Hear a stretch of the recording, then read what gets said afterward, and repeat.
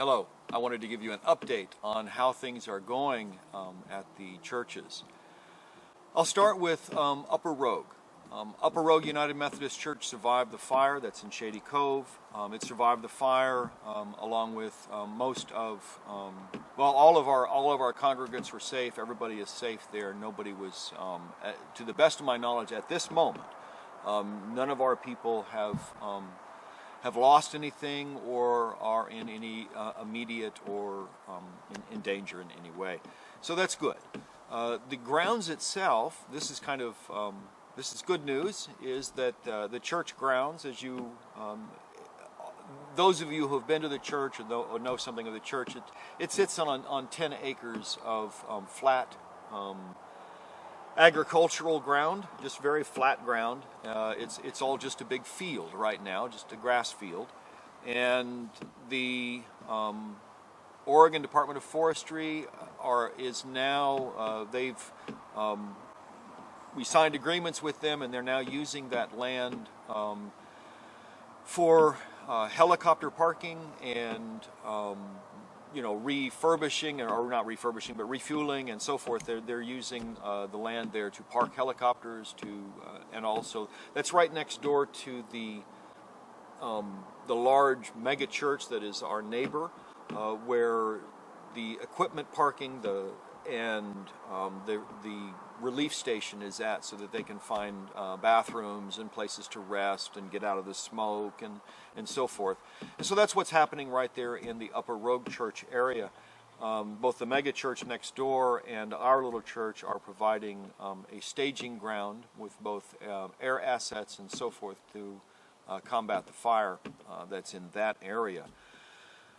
And Shady Cove has been downgraded as of the moment that I'm speaking to you in this video, and things rapidly change here as we're moving forward through this. This last week has been every day something different, and sometimes every hour something new has developed or changed. And so this is as of this moment. Shady Cove has been downgraded to a level 2, which means that the people can come back, but just be ready again. Be at their most readiest to evacuate again. But it's been, again, downgraded to a level 2, so that's good news. Okay, Gold Hill United Methodist Church is of course very fine. They were nowhere near the fires. The fires were pretty far away, other than smoke. They're pretty much unaffected. However, they are providing support for Talent United Methodist Church, both in physical location is that it's becoming a staging area for, at the moment, for materials and things that are going to be needed in Talent as they rebuild Talent. And we are, I'll come to the Talent, what the Talent Church is up to and why Gold Hill is involved. Also, Upper Rogue is also providing material support, physical support, as in time.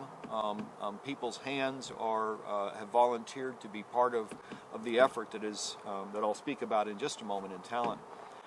So both Upper Rogue and Gold Hill, but Gold Hill is providing the staging area. They're also providing the kitchen area so that some meals will be prepared. Mostly they're bagged lunches, and I'll talk about that in just a moment. And so that's what's happening in Gold Hill. That is also a collecting place for my discretionary fund, for anybody who wants to give to that. And if you want to designate for my discretionary fund in Gold Hill, if you also designate in the memo line that's what it's for, the pastor's discretionary fund, and if you put another word like in parentheses Talent or something like that, I will also know what you want it to go for. And as I talk about what we're doing in Talent, that may give you some clues as to where your finances may be most applicable or most helpful, but you'll see that as I talk about Talent. Okay, so that's what we're doing there at Gold Hill, and so that Gold Hill Church is doing fine and is being very helpful in the effort with Talent at Talent. Now on to Talent. Talent United Methodist Church there in Talent, Oregon. As you all know from the news, Talent was pretty well damaged or lost. Not all of it, but quite a big chunk of it was burned out. Mostly, unfortunately, it was residents, and it was low-income residents. It was These were manufactured homes and things like that, and so a lot of these homes were not insured because a lot of the times it was because the owners of these manufactured homes didn't even know that they could be insured. And so anyway, that's kind of the what has happened there in Talent, in the community itself, plus the neighboring town of Phoenix was almost completely destroyed. And so that whole area is devastated. The Talent Church itself survived and is actually a few blocks away from where a lot of the damage is, and so they were relatively safe at the time.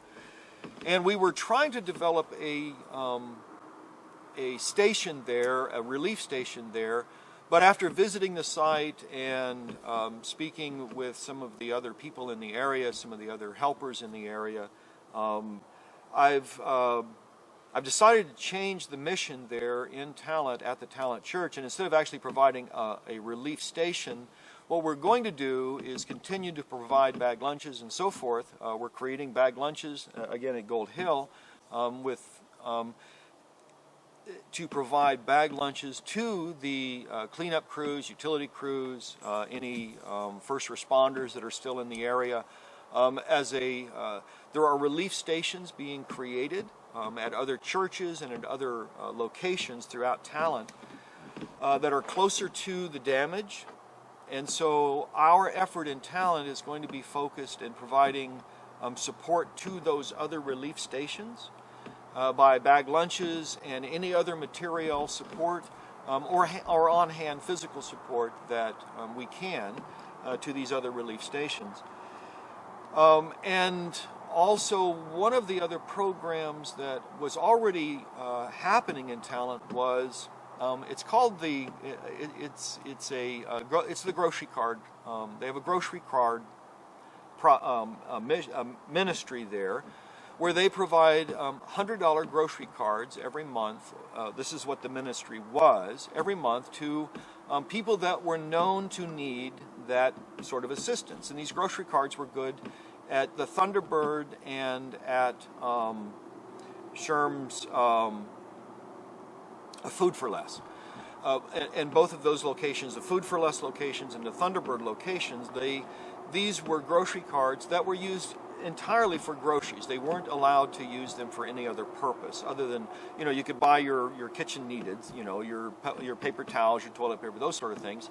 But mostly it was groceries. And so groceries and necessary items like that, they're not allowed to be used for anything else, which is a really good ministry. And they were providing these grocery cards to a number of people.